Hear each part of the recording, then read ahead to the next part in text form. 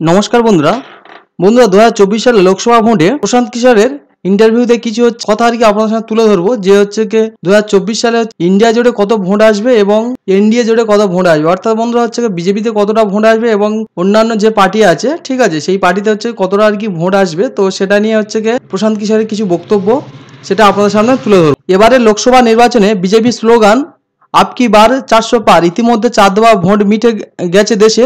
তবে 2019 সালের তুলনায় 2024 সালে ভোটদানের হার এখনও পর্যন্ত অনেকটাই কম। বিরোধীরা অভিযোগ করছেন 2019 সালে মোদীকে ভোট দেওয়ার জন্য মানুষের মধ্যে যে উৎসাহ উদ্দীপনা দেখা গিয়েছে এবারে তা উদাহ। বিরোধীদের আক্রমণ শোনাচ্ছেন 400 পার তো দূর, 300 গণ্ডি পার হতে পারবে না গেরুয়া শিবির। কি বলছেন ভোট কৌশলী প্রশান্ত কিশোর।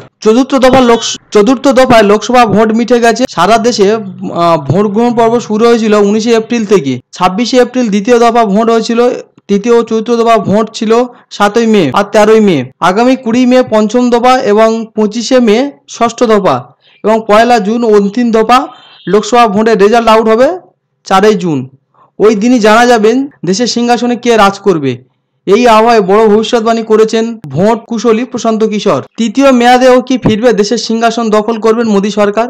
আপকি বা 400 পার বলি হবে নাকি সব ভাবনা ওলটপালট করে নয়া ইনিংস করবে ইন্ডিয়া জোট?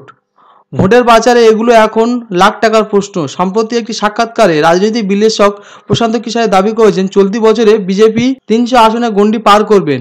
18তম লোকসভা নির্বাচনে গেরুয়া দলের পতন কোনোভাবে সম্ভাবনা নেই, তারা প্রশান্ত কিশোরের ভবিষ্যৎবাণী।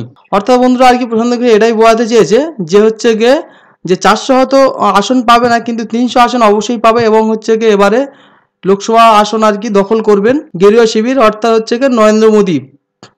আরেকটি টিভি সাক্ষাৎকারে পিকে একথায় উত্তর পশ্চিম ভারতে যেভাবে বিজেপির পতন কোনো কারণে দেখতে পাচ্ছি না, বরং দক্ষিণ পশ্চিম ভারতে বিজেপির ভোট শেয়ার প্রাপ্ত আসন বাড়বে। জয়ী সব আসন যোগ করলে বিজেপির মোট 300 আসন পাবে।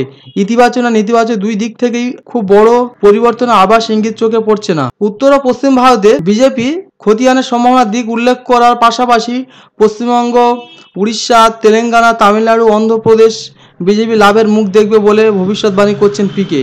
তবে স্লোগান অনুযায়ী বিজেপিকে 400 আসনে গণ্ডি পার করতে পারবে কি মনে করছেন ভোট কুশলী। পিকের মতে এটি কখনোই হওয়ার ছিল না। সংসদে প্রথমবার মোদীজি বলেছেন বিজেপি 370 আসন এনডিএ 400 আসনে গণ্ডি ছাড়াবে।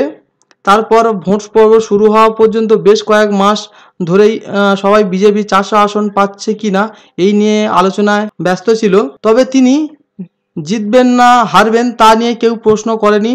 আসলে এভাবে বিরোধীদের মনস্তাত্ত্বিক চাপ তৈরি করা হচ্ছিল। তবে গেরুয়া শিবির 200 আসনে নেমে যাবে এমনটাই হবে না কখনোই। তা যদি হতে হয় তবে উত্তর পশ্চিম ভারতে বিজেপিকে অন্তত 100 আসন হারতে হবে। তবে সেই সব রাজ্যগুলিতে এতটা চমকপ্রদ কোনো পরিবর্তন ঘটেনি।